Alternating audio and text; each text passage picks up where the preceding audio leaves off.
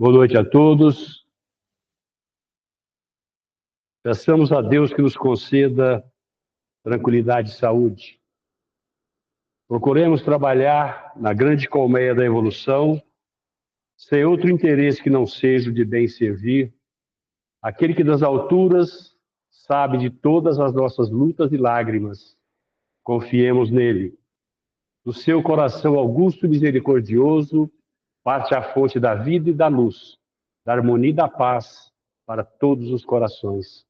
Que Ele nos abençoe e nos proteja, para que possamos entender um pouco dos ensinamentos evangélicos trazidos à luz da doutrina dos Espíritos, nas obras básicas, e hoje vamos falar do primeiro capítulo do Evangelho segundo o Espiritismo.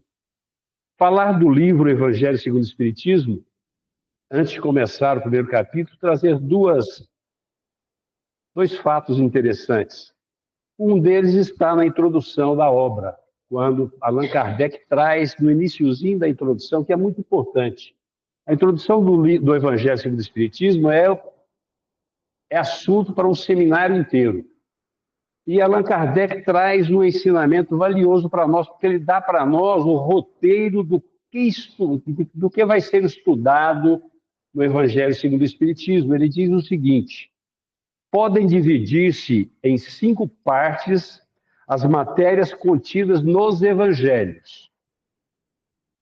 Os atos comuns da vida do Cristo, os milagres, que está muito bem colocado no livro A Gênese, na segunda parte, as predições, as palavras que foram tomadas pela Igreja para a fundamentação dos dogmas da Igreja e o ensino moral. Os 4 primeiros têm sido objeto de discórdia entre as várias escolas religiosas. Porém, conservou-se constantemente inatacável esta última, que é exatamente o ensino moral. Diante desse código divino, a própria incredulidade se curva. Para os homens em particular, constitui aquele código moral uma regra de proceder, que abrange todas as circunstâncias da vida privada e da vida pública, o princípio básico de todas as relações sociais que se fundam as mais rigorosa justiça. É finalmente e acima de tudo, roteiro infalível para a felicidade futura, vindoura, o levantamento de uma ponta do véu que nos oculta a vida futura. Essa parte é o que será objeto dessa obra. Então, aqui Kardec dá o tom de como vai ser o estudo dessa obra maravilhosa, que é o Evangelho segundo o Espiritismo. E uma outra coisa que é interessante é que quando Allan Kardec publicou o Livro dos Espíritos, e logo depois o Livro dos Médiuns, houve uma perseguição muito grande em Paris, né? E Allan Kardec foi acometido de uns problemas de doença e foi necessário que ele se afastasse de Paris para melhorar esse tratamento dessa doença. E ele foi morar durante um período numa cidadezinha praiana chamada Saint-Idresse. E, coincidências, né? Durante o período que ele se afastou das turbulências de Paris, foi o período que ele trabalhou nessa obra do Evangelho segundo o Espiritismo. Durante o período que ele estava lá, ele trabalhou. E tem uma mensagem que está no livro Obras Póstumas, muito interessante, que diz: o Espírito, um dos que trabalharam, que participaram ativamente da codificação da doutrina dos Espíritos, disse: agora você entende por que nós precisamos afastar você da turbulência de Paris. Para que nós pudéssemos escrever uma obra dessa envergadura, precisávamos ter você constantemente em nossas mãos. Tirar da turbulência, dos problemas, para que a espiritualidade pudesse intuí-lo, para que ele realmente escrevesse essa obra magistral. E quando nós analisamos a sequência contida no Evangelho segundo o Espiritismo, nós vamos percebendo a grandeza e a riqueza de ensinamentos contidos na obra. Mas vamos ao que interessa na noite de hoje, que foi pedido para nós falarmos, que é o capítulo 1º do Evangelho segundo o Espiritismo. não vim destruir a lei. E o capítulo ele se divide, né, as três revelações, né? São as três revelações divinas: Moisés, Jesus, o Espiritismo. Depois ele fala sobre a aliança da ciência e da religião. E depois vem as instruções dos Espíritos, quando fala da nova era. Então, esse é o contexto total do primeiro capítulo do Evangelho segundo o Espiritismo. Moisés, que foi a primeira revelação trazida para nós, que moramos nessa escola multimilionária chamada Terra, nasceu aproximadamente 1250 anos antes de Cristo. E ele trouxe duas partes distintas. Toda a sua fundamentação está formada em duas partes distintas. A primeira é a lei de Deus, que foi promulgada no Monte Sinai, onde ele recebeu de forma mediúnica os 10 mandamentos. E a segunda é a lei civil ou disciplinar. O povo naquela época era muito indisciplinado, precisava de disciplina. E para isso ele criou a lei civil, né, que foi decretada por Moisés, uma invariável, que é a lei divina, a outra, apropriada aos costumes do caráter do povo, se modifica com o tempo. A grande missão de Moisés foi trazer para nós a existência de um Deus único. Isso quando nós paramos para pensar, não, mas Deus, hoje nós temos essa consciência. Mas imagine naquela época, onde os deuses gregos, os deuses romanos, eram tantos deuses, Deus da guerra, Deus da luz, Deus da chuva, era tanto Deus, e Moisés fez trazer um único Deus. E quando nós analisamos, mas só isso, vamos analisar a importância, quando nós analisamos a evolução do nosso homem, a evolução da civilização humana, a importância que foi a revelação de um Deus único. Porque quando nós analisamos que nós existimos um Deus único, que existe apenas um Deus único, nós precisamos entender que esse Deus é o Deus do ateu, é o Deus do judeu, ele é o Deus do católico, é o Deus dos espíritas, o Deus de todos os muçulmanos, é o único Deus. Então, por que existem essas castas criadas pelos homens? Exatamente porque os homens, na ânsia de subjugar os outros, tentam dominar através do conhecimento e vai criando teorias. Mas a teoria de Moisés, por exemplo, a lei civil de Moisés, é uma lei disciplinar que já foi um avanço maravilhoso na evolução da humanidade. Quando ele disse e criou a lei de Italião, olho por olho, dente por dente. Porque quando ele criou essa lei, ele limitou a vingança. Porque antigamente a barbárie era tamanha que quando uma pessoa era ofendida, ela revidava a ofensa com uma ofensa infinitamente maior do que a que ele recebeu. Às vezes ele dizimava uma tribo inteira por ter recebido uma agressão no seu filho. Então Moisés limitou a vingança do olho por olho, dente por dente. A pessoa podia se vingar na mesma proporção da ofensa recebida. Olha que interessante. Mas a grande obra de Moisés foi trazer um Deus único. E a lei civil veio disciplinar os costumes bárbaros da época. Mas veio Jesus. Jesus veio e disse, não vim destruir a lei. Qual lei? A lei de Deus. Por quê? Como é que um espírito crístico está harmonizado com Deus vai falar contra a verdade? Falar contra Deus, contra a lei de Deus, que é toda a verdade. Por isso ele diz, não vim destruir a lei, isto é, a lei de Deus, está lá no Evangelho segundo o Espiritismo. Vim cumpri-la, isto é, desenvolvê-la, dar-lhe o verdadeiro sentido e adaptá-la ao grau de adiantamento dos homens. Por isso é que se nos depara nessa lei o princípio dos deveres com Deus, para com o próximo, a base dessa doutrina. Ou seja, são os princípios dos nossos deveres, que são o quê? São as leis morais, que está contida na terceira parte do livro dos Espíritos, quando traz as leis naturais ou leis de Deus. E a última lei, que é maravilhosa, que ela, segundo Kardec, ela é talvez a mais importante das leis, porque ela abrange as outras, que é a lei de justiça, amor e caridade. E quando nós falamos de justiça de Deus, falamos de amor, sem exigir reciprocidade, e falamos de caridade, nós estamos dando toda a amplitude do que é a vida que nós devemos traçar nas nossas condutas. Porque, conforme Kardec falou na introdução, né, o Evangelho segundo o Espiritismo vai tratar da parte moral ensinada por Jesus.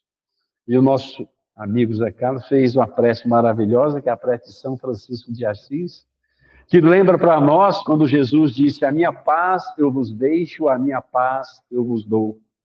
E muitas vezes as pessoas pensam na paz material, que é a paz da indolência, é a paz da ociosidade, mas Jesus nos ensinou que a paz de Jesus é o quê? É nós trabalharmos incessantemente no bem. Quando ele diz para nós: meu pai trabalha até hoje e eu também. Então não é a paz da ociosidade, é a paz da prática do bem que traz para nós a consciência tranquila. E isso é que nós precisamos entender das leis morais, dos ensinamentos morais de Jesus, que traz para nós um código de ética, de relacionamento que nós devemos ter, tanto na vida privada quanto na vida pública. Porque Emmanuel nos ensina uma coisa muito interessante.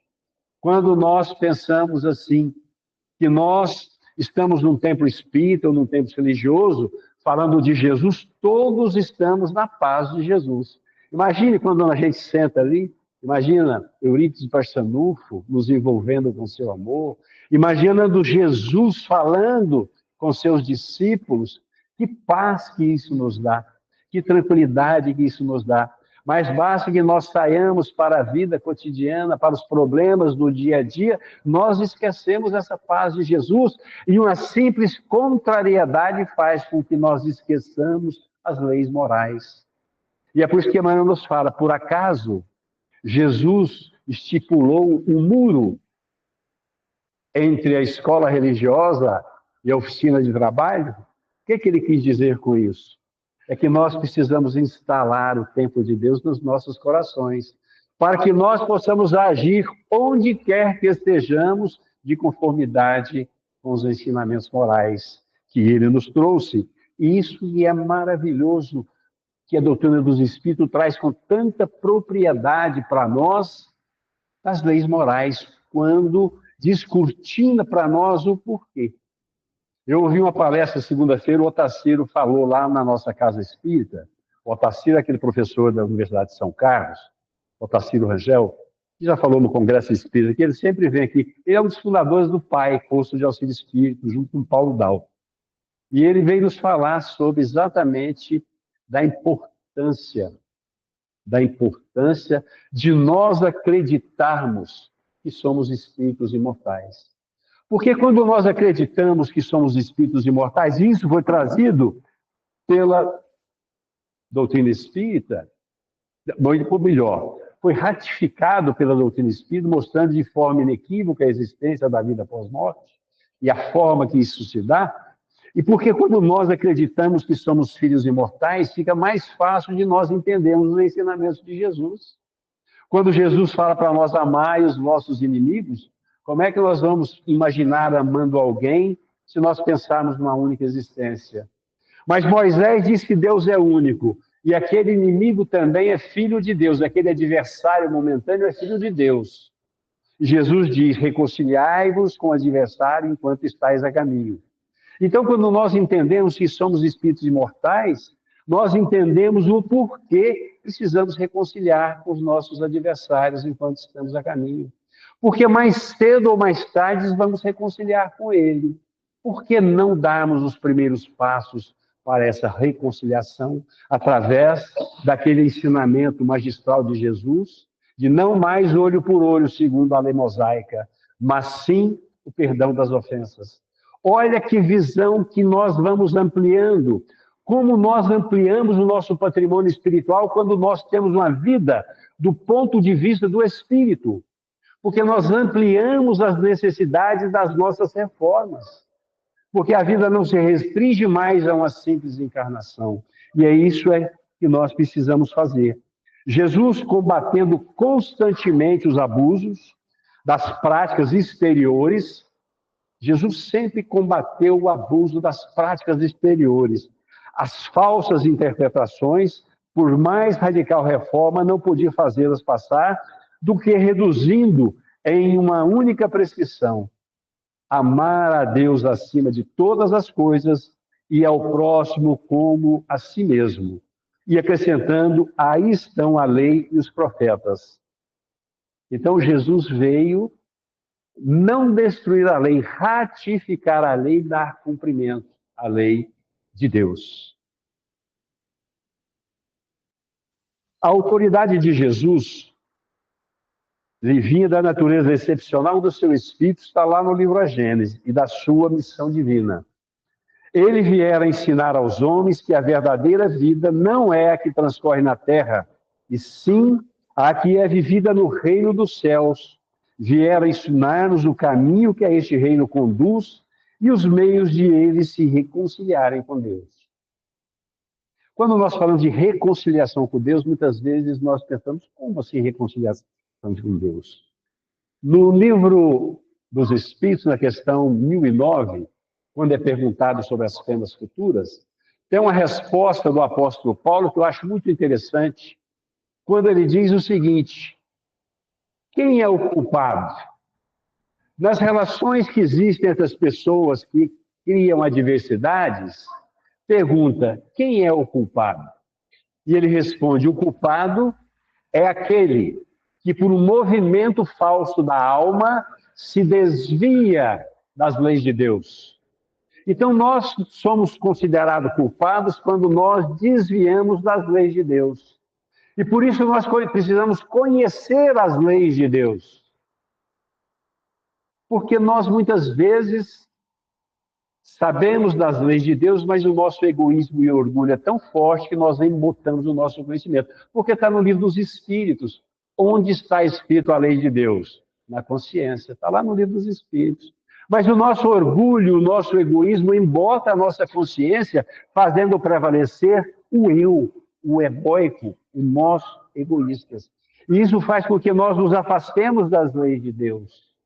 E o que é o castigo? Pergunta ele e responde: o castigo é uma soma de dores e aflições que faz com que o espírito se desgoste desse afastamento das leis de Deus e retorna ao caminho reto das leis de Deus. Olha como é que é maravilhosa a interpretação dos ensinamentos de Jesus à luz da doutrina dos Espíritos, lei de progresso.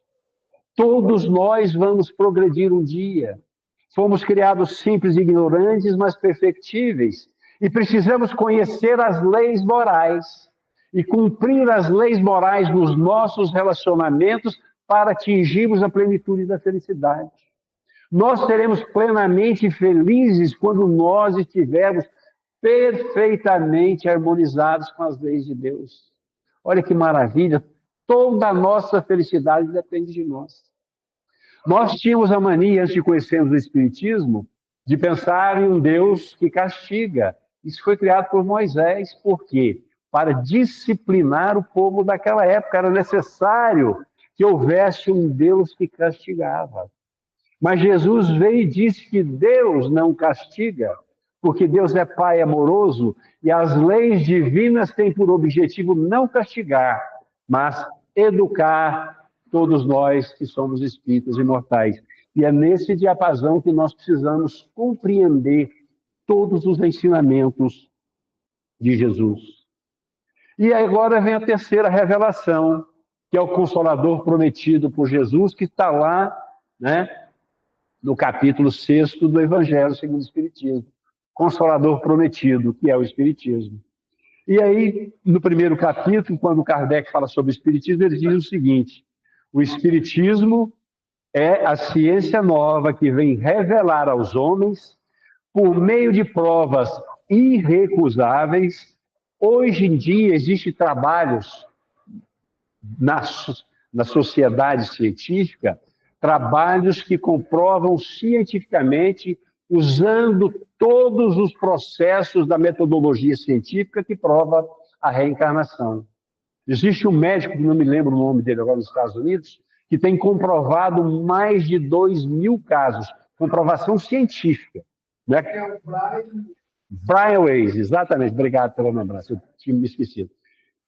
E o que ele fazia? Ele ouvia falar de uma criança que se lembrava da encarnação passada e ele ia, porque a criança não tinha tido tempo ainda de criar novas teorias, inventar coisas.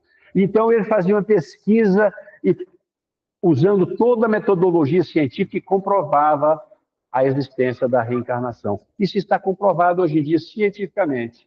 E a doutrina dos espíritos vem nos revelar. Olha que maravilha aqui. O espiritismo é a ciência nova que vem revelar aos homens, por meio de provas irrecusáveis, a existência e a natureza do mundo espiritual e as suas relações com o mundo corpóreo. Ele nos mostra não mais como coisa sobrenatural, porém, ao contrário, como uma das forças vivas e sem cessar atuantes da natureza, como a fonte de uma imensidade de fenômenos até hoje incompreendidos e, por isso, relegados para o domínio do fantástico e do maravilhoso. É a essas relações que o Cristo alude em muitas circunstâncias e daí vem que muito do que ele disse permaneceu ininteligível e falsamente interpretado. O Espiritismo é a chave com o auxílio da qual tudo se explica de modo fácil. Mundo espiritual. Como é difícil nós entendermos a grandeza do mundo espiritual. Porque nós temos ainda, apesar de estudarmos o Espiritismo, já temos a convicção, já sabemos que somos espíritos imortais, nós ainda, às vezes, damos tanta importância à nossa vida material, nós damos tanta importância ao nosso egoísmo, nós damos tanta importância em parecermos superiores aos outros, esquecendo que o primeiro exemplo de Jesus, quando veio dar-nos o exemplo de como proceder, foi o exemplo da humildade. Quando ele nasceu numa simples manjedoura, e como governador do orbe, poderia escolher onde ele quisesse nascer. Poderia nascer nos palácios, como príncipe, o que quisesse. Nasceu como filho de um simples carpinteiro, numa manjedoura, para dar exemplo de humildade. E nós, na nossa prepotência, pensamos que somos superiores. De vez em quando eu ouço no meio espírita, por que é tão difícil evoluir? Por que Deus já nos criou um pouco mais evoluído para a gente chegar mais fácil na felicidade? Ou seja, na questão número 1 do Livro dos Espíritos, Deus é a inteligência suprema do universo. E nós, que ainda não conhecemos quase nada da verdade, queremos questionar a inteligência de Deus, pensando, se nós fôssemos criados melhores um pouquinho, a gente seria mais feliz. E aí a espiritualidade vem nos ensinando o porquê de tudo isso, através da lei de progresso. E o que é mais interessante, quando nós analisamos que somos espíritos imortais, e aí que nós precisamos entender que quando o planeta foi criado lá no primitivismo, quando ainda era um planeta primitivo, a Terra, nós vivíamos lá naquela época, milhares de anos atrás. Estamos aqui hoje, vivos. Somos espíritos imortais, precisamos acreditar. Porque quando nós tivermos essa convicção da nossa imortalidade, nós vamos nos regenerar mais facilmente. Nós vamos ter mais facilidade em perdoar as ofensas. Nós vamos ter mais facilidade em sermos humildes. Aprendemos a ouvir. Aprendemos a respeitar as divergências de opinião. E vamos, através do quê? Das leis morais, canalizar as energias para trilharmos caminhos juntos, respeitando as divergências, respeitando as diferenças. Esse é o grande objetivo do Espiritismo para nós, dando-nos esse ensinamento consistente da imortalidade da alma. E a reencarnação é uma das provas mais importantes da justiça de Deus. Porque muitas vezes as pessoas falam assim, Mas o Espiritismo é uma religião que só fala em felicidade, é aflição, é sofrimento. Quem disse bem-aventurados os aflitos foi Jesus nas bem-aventuranças. E vamos pensar um pouquinho mais. A crença de que quando nós morrermos, se nós tivermos pecado capital, nós vamos para o inferno por toda a eternidade, não é um sofrimento muito maior do que algumas aflições que nós temos nas nossas vidas? E se nós pararmos para pensar na nossa presente existência, se nós analisarmos, nós vamos perceber que nós temos muito mais bem-aventuranças do que aflições. Olha no decorrer do dia, quando é que a aflição surge no nosso dia?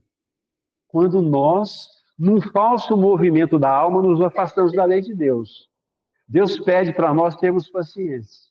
Deus pede para nós sermos benevolentes. E nós saímos de casa, acordamos, fazemos aquela leitura matutina, fazemos uma prece e vamos para o trabalho.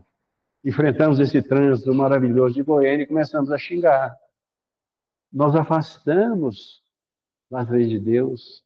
Então nós precisamos o quê? É ter essa consciência que nós vivenciamos o mundo primitivo, nós vivenciamos a idade do Cristo, na época do Cristo, nós vivenciamos a Idade Média, estamos aqui hoje vivos, errando e acertando e crescendo espiritualmente, ampliando o nosso patrimônio espiritual para que possamos ampliar as opções do nosso livre-arbítrio. É assim que é a lei do progresso e é assim que nós devemos encarar as nossas vidas.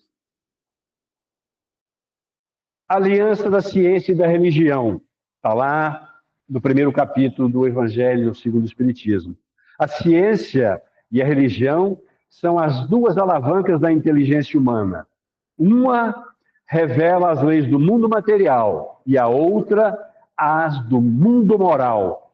Tendo, no entanto, essas leis como o mesmo princípio que é Deus, não podem contradizer-se. É isso que Kardec fala. A ciência não pode contradizer as leis morais trazidas por Jesus, e nem as leis morais vai contradizer a ciência. Por isso é que Jesus diz, eu não vim destruir a lei. Se fosse uma negação da outra, uma necessariamente estaria em erro e a outra com a verdade. Porquanto Deus não pode pretender a destruição da sua própria obra. A incompatibilidade que se julgou existir entre as duas ordens de ideias provém apenas de uma observação defeituosa e de excessos de exclusivismo de um ponto, de um lado e de outro. Daí o conflito que deu origem à incredulidade e à intolerância. Quando nós analisamos a ciência da Terra, notadamente a ciência material, ela vem evoluindo ao longo do tempo, porque ela ainda não detém toda a verdade. O Espiritismo veio completar a ciência de que forma?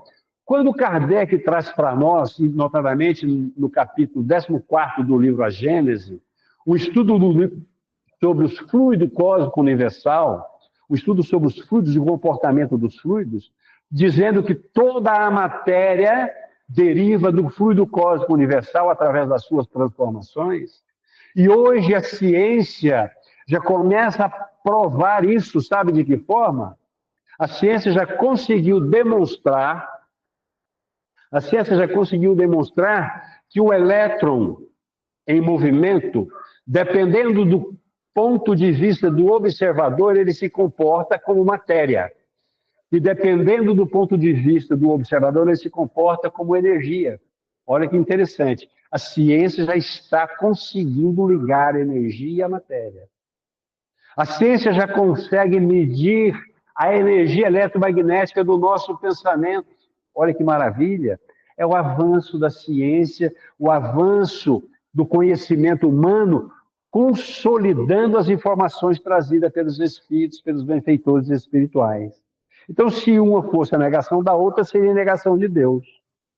A incompatibilidade que se julgou existir entre essas duas ordens, a ideia provém de observação defeituosa. Nós ainda temos observações muito defeituosas.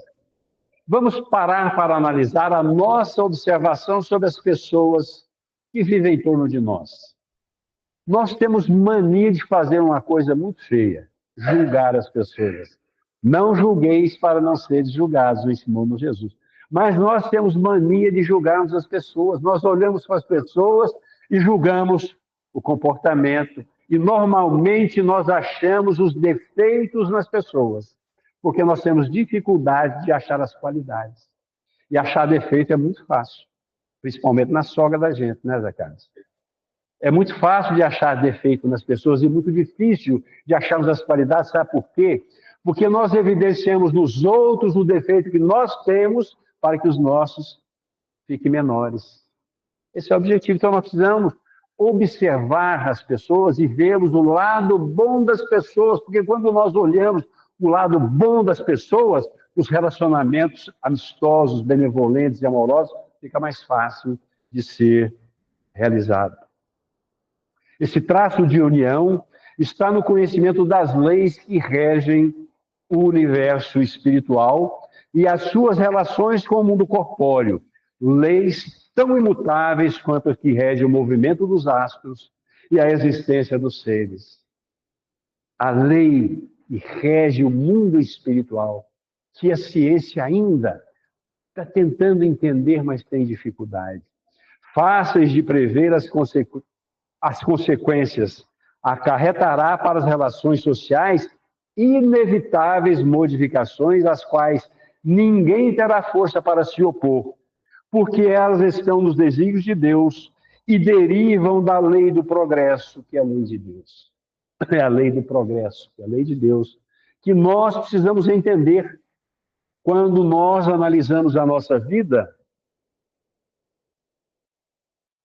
deixando de pensar apenas do ponto de vista material, nossa visão se amplia. Nossa visão se amplifica tamanha e nós começamos a promover a nossa tão necessária reforma íntima, para que possamos realmente chegar na condição de espírito feliz. No livro Consolador, Emmanuel traz uma explicação muito bonita a respeito do Espiritismo. Diz o seguinte: o Espiritismo veio ao mundo para substituir as outras crenças. É muita pretensão, todo mundo quer que a sua crença seja mais importante que a outra. Então, tem gente que pensa que o Espiritismo veio para substituir as outras crenças. E o benfeitor Emmanuel responde: o Consolador prometido, como Jesus, terá de afirmar igualmente: eu não vim destruir a lei. O Espiritismo não pode guardar a pretensão de exterminar as outras crenças, parcelas da verdade que a sua doutrina representa, mas sim trabalhar para transformá-las, elevando-lhes as concepções antigas ao clarão da verdade imortalista. O grande ensinamento que Jesus trouxe para nós, porque as outras religiões acreditam na imortalidade da alma, mas é uma crença meio que difusa, você não consegue definir claramente. Ah, você morreu, aí você vai esperar o juízo final. Quando vai ser o juízo final? Ah, você morreu, vai ficar no sono eterno, até vir o juízo final. Quando? E o juízo final vai julgar aos bons, à direita, para o paraíso, aos maus, à esquerda, para o inferno eterno. Tudo pela eternidade, imagina. Aí seria a paz de Jesus na ociosidade, né, Zé Carlos? Ficar lá tocando harpa nas nuvenzinhas lá eternamente. Pensa, você na eternidade tocando uma harpa. Não, a paz de Jesus é a paz do trabalho do bem. A missão do Consolador, do Espiritismo, tem que se verificar junto das almas e não ao lado das gloriosas e efêmeros triunfos materiais. O homem ainda se preocupa muito com o triunfo material, se preocupa muito em dominar uns aos outros, seja através do conhecimento, seja através da força bélica, através da força física, através da força moral. É uma necessidade de mostrar superior, mostrar triunfo nas coisas materiais, esclarecendo o erro religioso onde quer que se encontre e revelando a verdadeira luz pelos atos e pelos ensinamentos, o espírito sincero, enriquecendo os valores da fé representa o operário da regeneração no templo do Senhor, onde os homens se agrupam em vários departamentos ante altares diversos, mas onde existe um só mestre, que é Jesus. Eu sou o caminho, a verdade e a vida, ninguém vai ao Pai senão por mim. Precisamos acreditar nisso. Precisamos trabalhar que nós somos espíritos imortais, acreditar nisso e pautarmos a nossa vida pensando que vamos continuar. Que a ida nossa para o mundo espiritual não vai nos elevar nem nos rebaixar. Nós vamos dar continuidade ao trabalho do nosso progresso, objetivando adquirirmos a condição de espíritos perfeitos, que um dia seremos com as bênçãos de Jesus, ouvindo os teus ensinamentos, estudando a luz da doutrina dos espíritos, para podermos alçar voos maiores. É muito importante conhecermos os evangelhos, conhecermos a vida de Jesus junto dos apóstolos, para que esse conhecimento nos enriqueça para a nossa reforma íntima. Obrigado pela atenção de todos e que Jesus nos abençoe hoje e sempre.